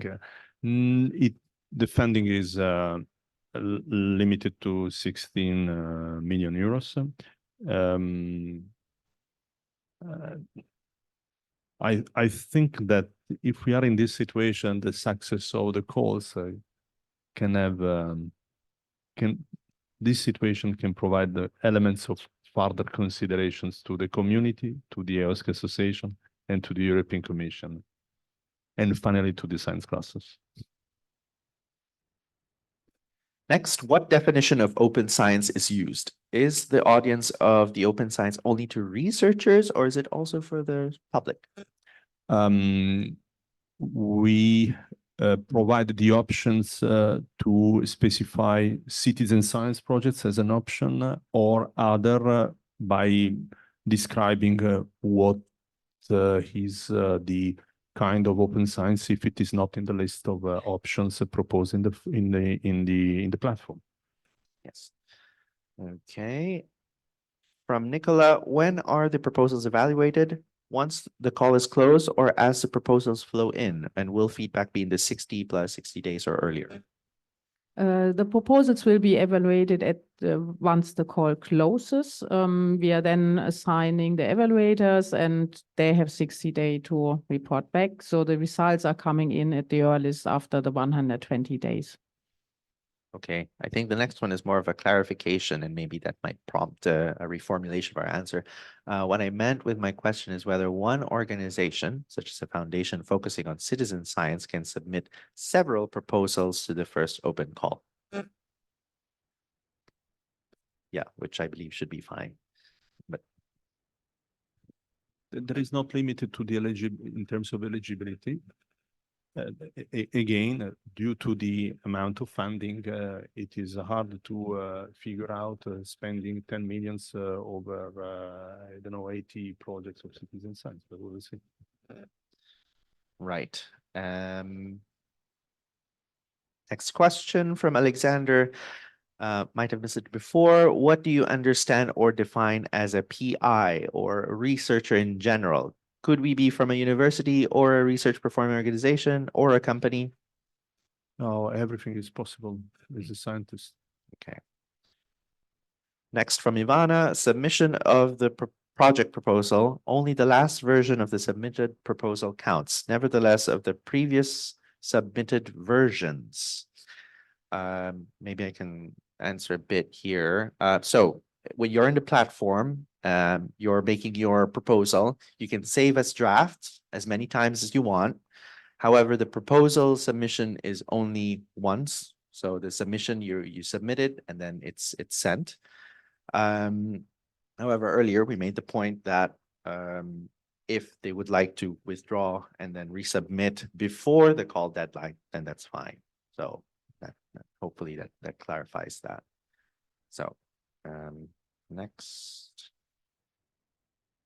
From Raul, how many partners could participate in a proposal? Is there a limit? They could be from the same country, or do we need to have partners from different countries?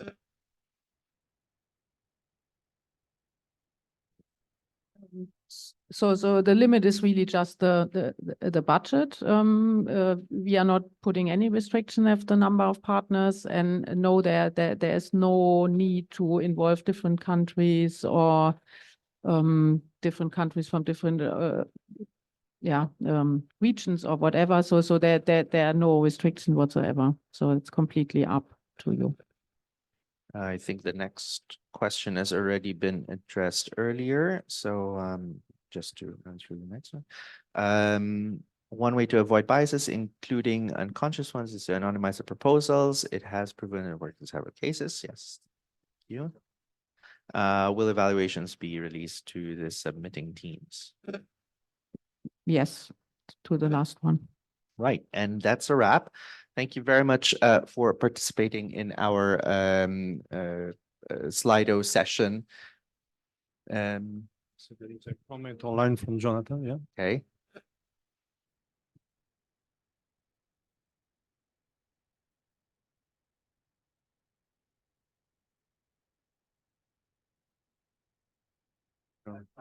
We don't have time because we are also closing our kickoff meeting. If I'm not even in a position to say just one question. How do you choose the question? I think that the tool was the most effective tool to collect the popularity of questions. Yes, we're sorry we cannot accommodate Do any. you see a final question with a certain level of popularity, or you close the slide? We've closed them already Okay. now. So probably we'll keep open some channels to get some important questions. But let me add one comment. We are happy of the popularity that we see already today with hundreds of people connected with those dozens and dozens of questions.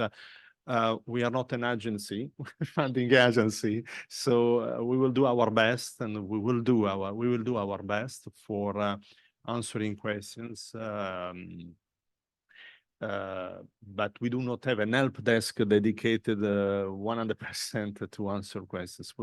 We have done our best today with further explanations. So I think it is time to conclude. Indeed.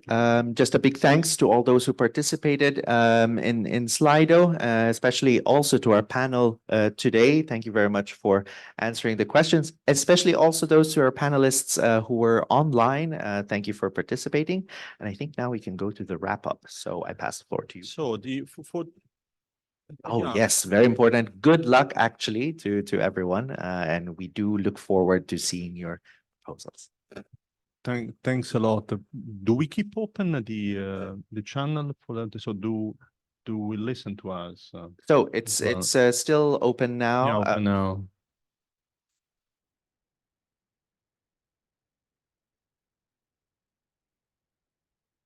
now. If you foresee no issues with that, we can implement a Slido close to the day. But actually, there's also an email address. There's a hotline for the open call at OSCARS-project.eu, where they can send in their questions. Apart from that, also there's the grants platform at OSCARS-project.eu, where they have questions if they have questions regarding the platform.